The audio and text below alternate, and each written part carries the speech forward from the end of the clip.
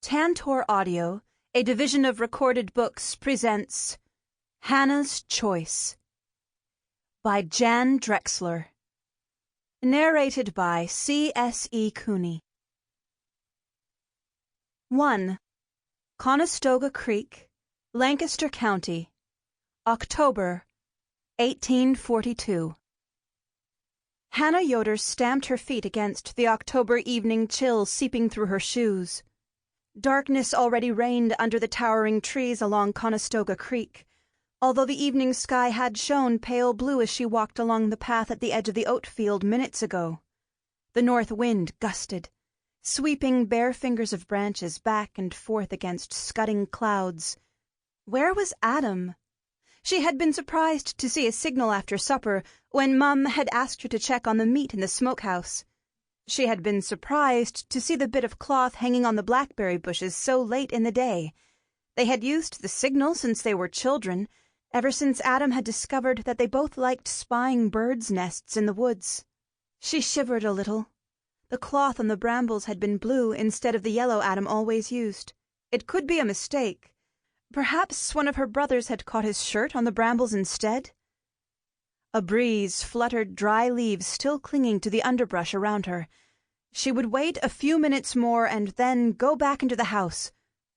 When a branch cracked behind her at the edge of the grove, Hannah lifted the edge of her shawl over her head, tucking a loose tendril of hair under her cap, and slipped behind a tree. Let him think she was late. It would serve him right to worry about her for a change. He had been so serious lately. What was it about turning 20 that made him forget the fun they had always had? Would she be the same in 2 years? Like a hunting owl, a figure flitted through the trees to her right. Hannah stilled her shivering body, waiting for Adam's appearance, but the figure halted behind the clump of young swamp willows at the edge of the clearing. So he was waiting to frighten her when she arrived. Hannah smiled. She'd circle around behind and surprise him instead. As she gathered the edges of her cloak to pick her way through the underbrush, she heard a giggle from her left. Lisbeth? Hannah waited. She didn't want her younger sister spying on her conversation with Adam. The wind tore fitful clouds away from the harvest moon, illuminating the clearing as Lisbeth stepped into the light. "Where are you?" Lisbeth peered into the dark underbrush. "Come now, I know you're here." Hannah clenched her hands.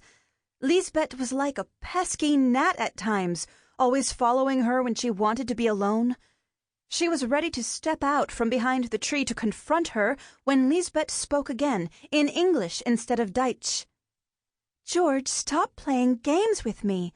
You're going to scare me." Hannah froze. Who was George? Suddenly a man leaped from the trees behind Lisbeth and caught her around the waist. She turned with a little shriek and fell into his arms. "George, you did it again. I know you're going to be the death of me one day." Hannah covered her mouth to keep a gasp from escaping. The man who had been hiding among the willows wasn't Adam. "Ah, lass, you're so much fun to scare. But you know 'tis only me, not some ghoulie prowling around the woods here." Lisbeth giggled and snuggled closer to George. As he turned into the moonlight, Hannah could see him clearly, from his blue corded trousers to the snug-fitting cap perched on top of his head. His cocky grin reminded her of a fox carrying off a chicken from the henhouse. Certainly not an Amish man, or even Mennonite or Dunkard. She had never seen him before, but Lisbeth had, for sure. She ducked farther behind her tree before either one of them could spot her. "Give us a kiss, lass. The boys and I are only here for the one night. We're heading on to Philadelphia tomorrow." Hannah could hear the pout in Lisbeth's voice. "You're going away again? You never spend any time with me." "Aye, and my sweet Lizzie, whenever I ask you to come along, you always play the little girlie who stays at home." "It wouldn't be proper for me to tag along with you and your friends." George's low laugh sent chills through Hannah. "No, lass, not proper at all." Then his voice took on its teasing tone again. "Admit it, you're just too young." I'm nearly 16. Aye, like I said, you're just too young. They grew quiet, and then Hannah heard a groan from George. She risked a glimpse around the tree. Lisbeth was pressed up to him, her hands clinging to his shoulders while she kissed him. As Hannah watched, the man pulled Lisbeth closer, one hand reaching up to pull off her cap and letting her blonde curls tumble to her shoulders. He buried his fingers in her hair, continuing the kiss until she struggled to pull out of his grasp. She stepped just beyond his reach and gave him a coy look. Lisbeth, what are you doing? Do you still think I'm too young? Lizzie, you're enough to drive a man to distraction. Hannah heard a warning in George's voice, but Lisbeth turned her back on him and walked to the edge of the clearing. She was playing games with the man, but the look on his face in the moonlight was hungry, predatory. Hannah shivered again. When will you get back? In a week or so, you can bet on that, and then I'll be around for another of your kisses. Lisbeth turned to look at him, her face a careful pout. Why can't you stay here? I don't like it when you're gone so much. I have to go, Lizzie, but you know I can't stay away from you too long. There was another pause as Lisbeth turned her back on the man. Hannah would have smiled if Lisbeth's game wasn't so dangerous. It wasn't often she didn't get her way. George snaked out a hand to catch her elbow and pull her close. Lizzie, lass, give me another kiss. The lads are waiting for me. After another lingering kiss, George released Lisbeth and turned her around, giving her a solid swat on the behind before he took off along the creek bank, whistling as he went. Hannah watched Lisbeth as she stood in the clearing, bouncing on her toes, humming the same tune George had been whistling, her pretend pout gone. Stepping out from behind her tree, Hannah tugged her shawl off her head. Lisbeth, what are you doing? Lisbeth jumped and then turned on her sister. You were spying on me? It's a good thing I saw you. Who is that man, and what are you doing with him? Lisbeth hugged herself and smiled at Hannah. He's my beau. Your beau? You mean he's courting you? Of course he is. You were the one spying on us. Didn't you see him kiss me? Just because a man takes a kiss doesn't mean he has courting on his mind. Lisbeth waved her hand in the air to brush Hannah's concerns away. You're just jealous because you're not the only one with a secret beau. I know how you and Adam meet out here in the woods, and your silly signal flag on the bushes. Her voice gloated. Hannah felt the blood drain from her face. Adam's not so secret, and he's not my beau. We've known each other all our lives. No, Adam's not secret, but Det doesn't know he's asked you to marry him. Hannah caught her lower lip between her teeth to keep herself from retorting to Lisbeth's accusation. Yeah, Adam had spoken of marriage, but it was just a game they played. He wasn't serious. Lisbeth's smile set Hannah's teeth on edge. And I know I saw him kiss you the other day. Hannah felt her face heat up. Adam had stolen a kiss, one that had made her heart pound, but one kiss didn't mean anything, did it?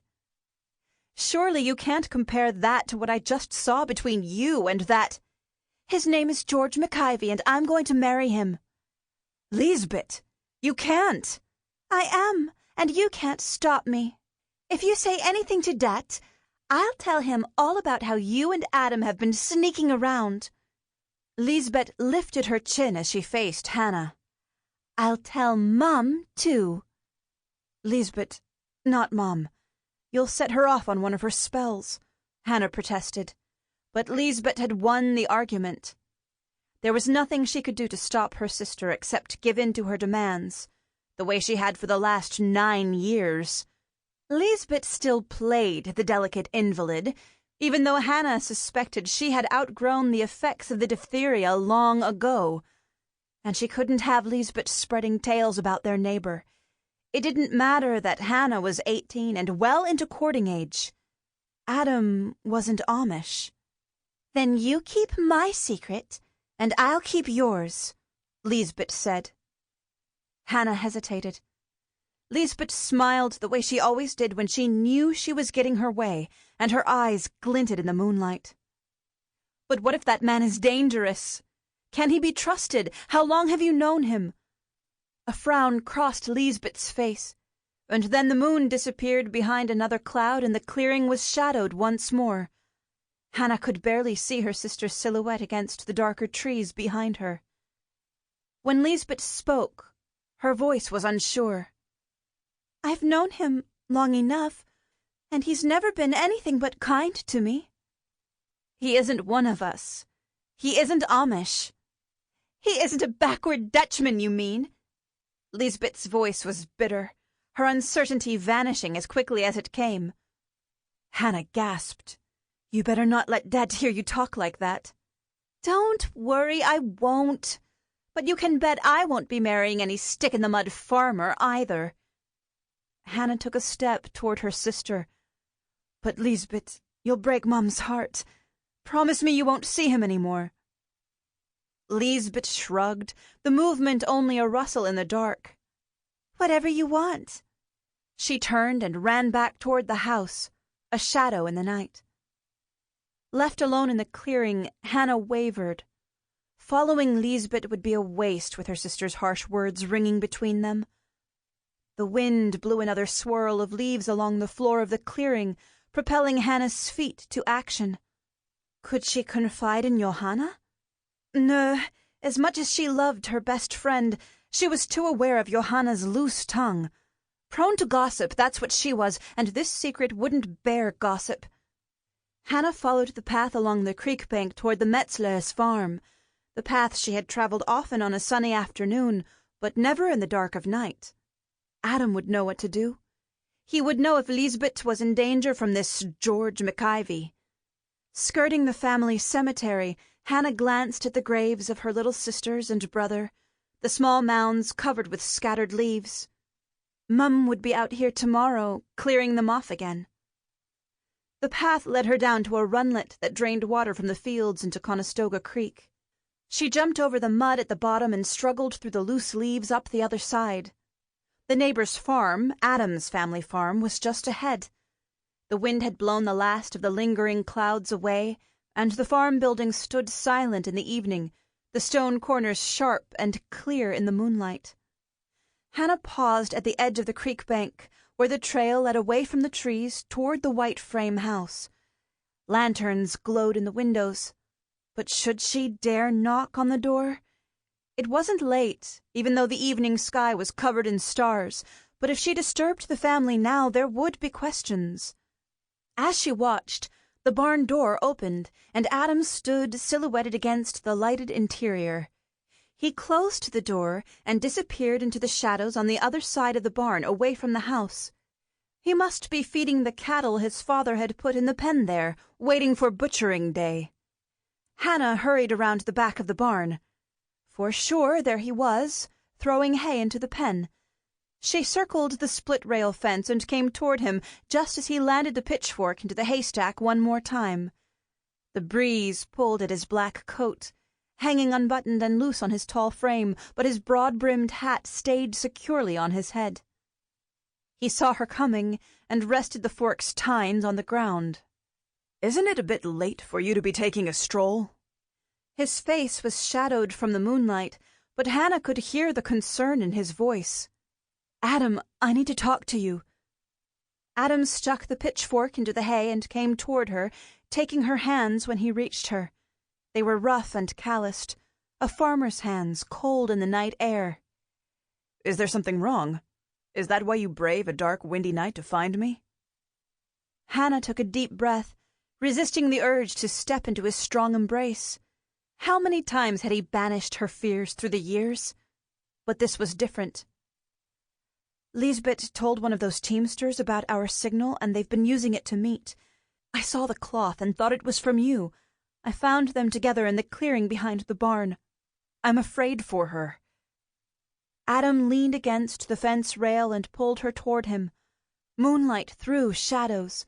turning his familiar face into a landscape of sharp angles. The cattle in the pen snuffled as they tossed through the scattered hay with their noses. "Tell me about it." As Hannah told him about the conversation in the clearing, his hands tensed and his handsome face grew hard. "And I don't know if she's only playing with this man or not," Hannah finished. "You know how Lisbeth can be." Adam sighed. "Yeah, I know how she can be. Does your father know anything about this?" "That's just the problem. Lisbeth said she'd tell Mum we were courting if I told Dad about George." "Why is it a problem if she told your mother we were courting?" Hannah pulled her hands away from his and tucked them into her shawl. "Because we aren't, and Mum wouldn't like it if we were." Adam stood straight, his hands on her shoulders. "You think she wouldn't like it because I'm Mennonite and you're Amish?" "Yeah, you know that's important to her and to Dad too. I don't know what Mum would do if she thought they were losing me to the Mennonites." Adam grinned.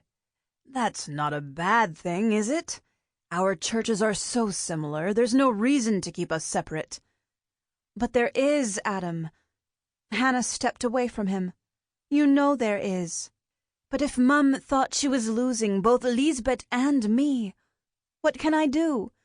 Lisbeth says she's going to marry this man."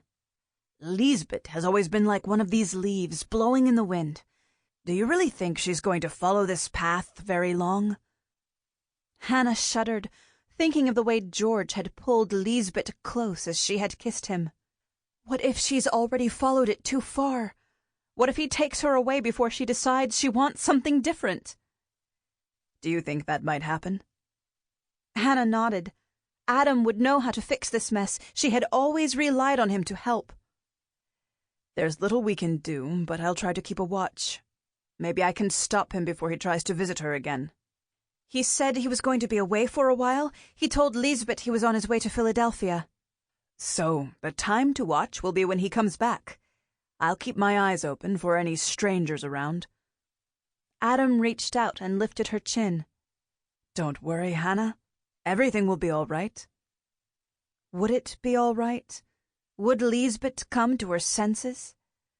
"Come now, I'll walk you home. Maybe we'll catch a glimpse of that owl that lives in your barn."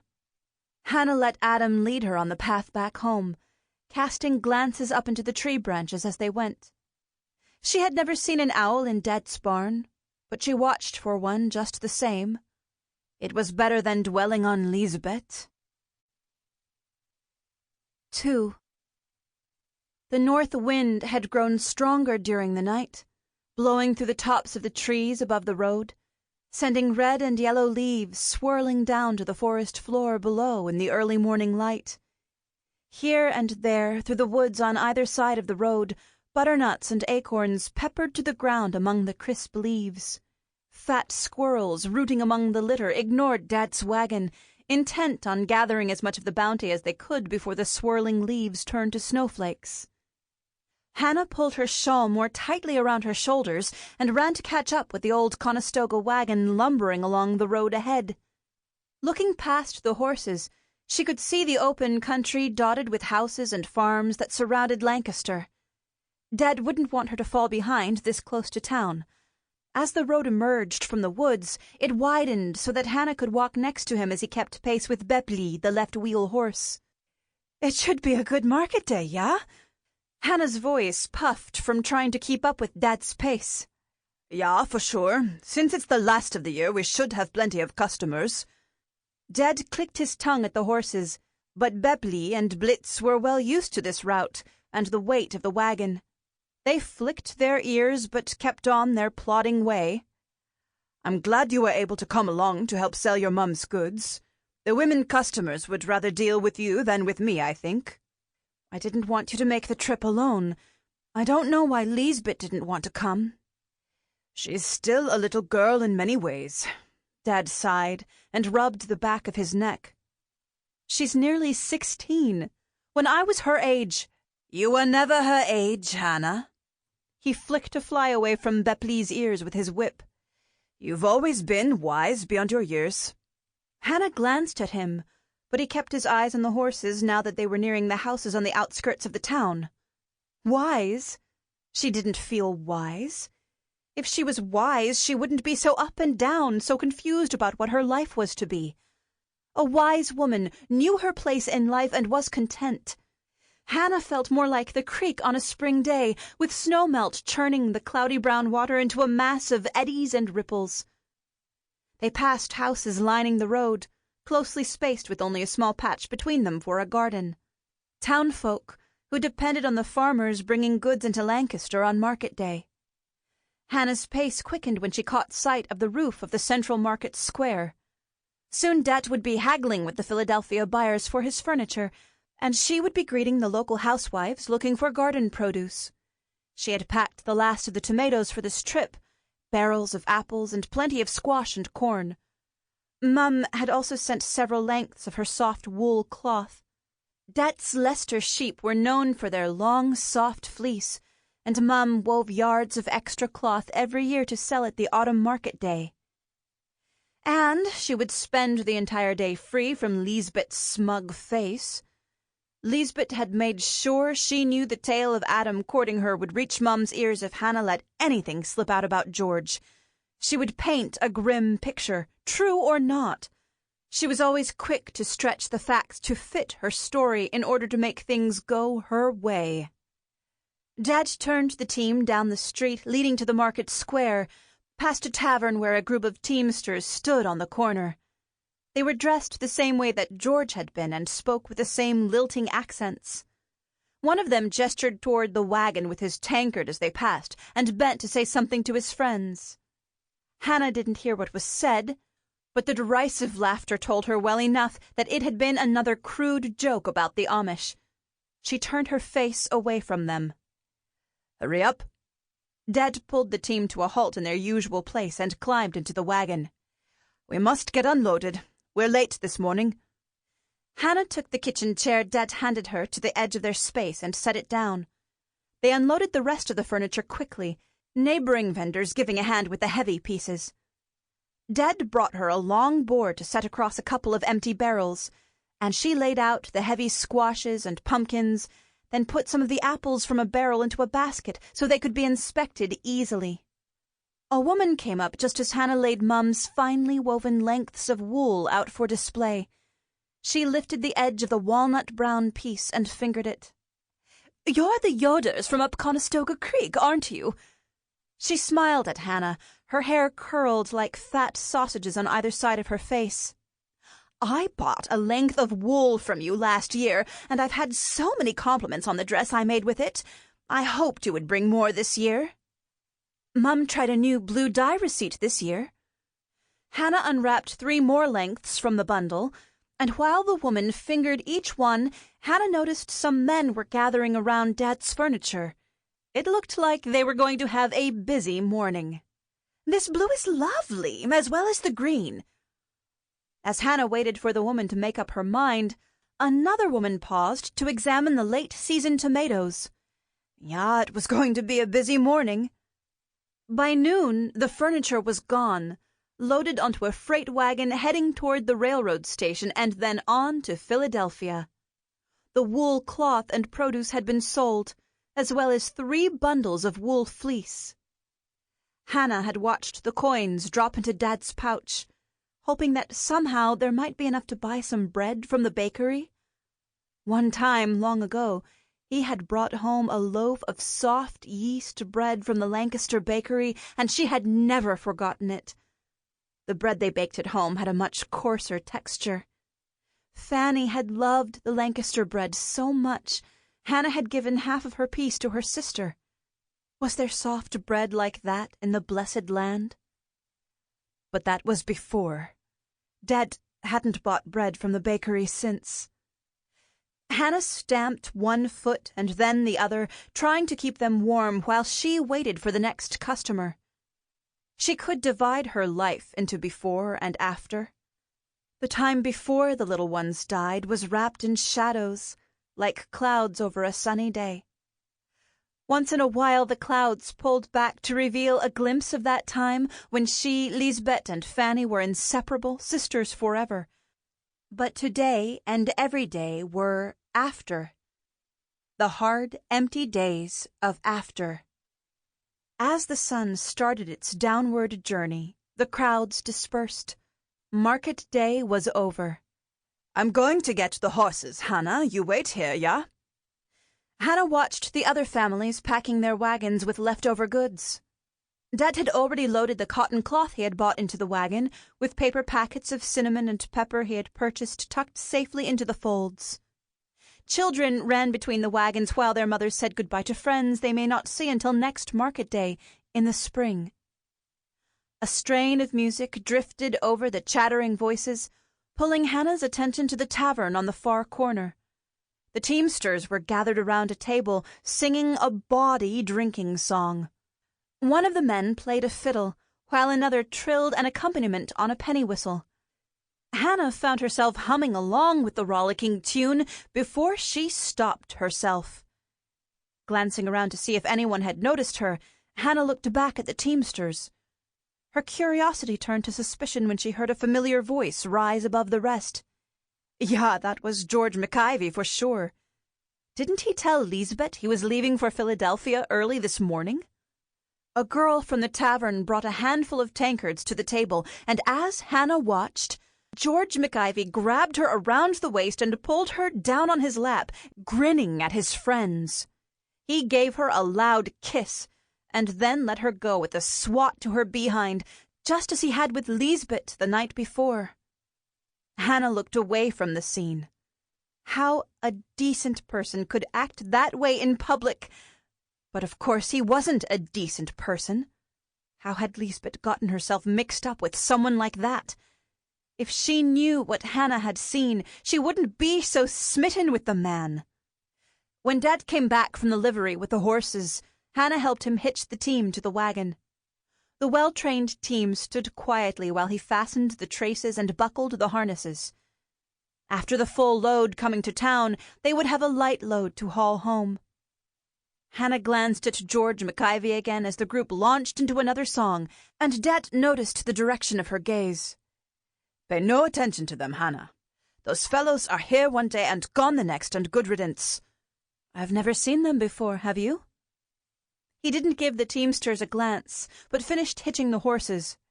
"They've been through here before. They stopped by the farm a few weeks ago, wanting to haul goods to Philadelphia for me." He chirruped to the horses, starting them on the journey home, nodding to acquaintances as they made their way out of the market square and onto the road. Hannah hurried to catch up to him. "They've been to our farm? Is that where Lisbeth met this George?" "Yeah, but I didn't like what they offered. They thought they were doing me a favor, buying the goods cheap and saving me the trip to Lancaster Market, but I wouldn't do business with men like that." "Why not? It would save a lot of time to have someone else haul the goods, wouldn't it?" "Yeah, but what would I do with the time, then?" He scowled at her. "Do you think your dad would be happy sitting on the front porch rocker while someone else did his work?" Hannah shook her head at the thought. She had never seen him sit still unless it was the Sabbath. "Besides, those men aren't like us. Be not unequally yoked is what the good book says, and I live by that. I won't enter a partnership of any kind with men like those." Hannah dropped back as they left town and the road narrowed to a track. What would Dad think if he knew of Lisbeth and George McIvy? But from what she had seen outside the tavern, the man wasn't interested in Lisbeth anymore. Perhaps now Lisbeth would forget her girlish fantasies about the man and grow up into a woman more suited for a proper Amish husband. As Dad drove the team to the barn, 8-year-old Margarita ran out of the house, followed by 6-year-old Peter. "Hannah, did you bring us anything?" Margley shouted and jumped around her. "I have something for all three of you," Hannah said. She pulled the packet she bought from a neighboring vendor out of her pocket. "Where's William?" "He's coming," Peter said, "but we can't wait for him. What did you bring us?" By the time she unwrapped 3 pieces of horehound candy from her paper packet, 2-year-old William had caught up with the others. Hannah sighed at his bare bottom and soiled shirt. Mum must be having one of her spells again. She looked around for Lisbeth. Her sister hadn't said anything about Adam or George McIvy, had she? Hannah gave Margley a hug, her precious little sister. Have you had your supper yet? Sample complete. Ready to continue?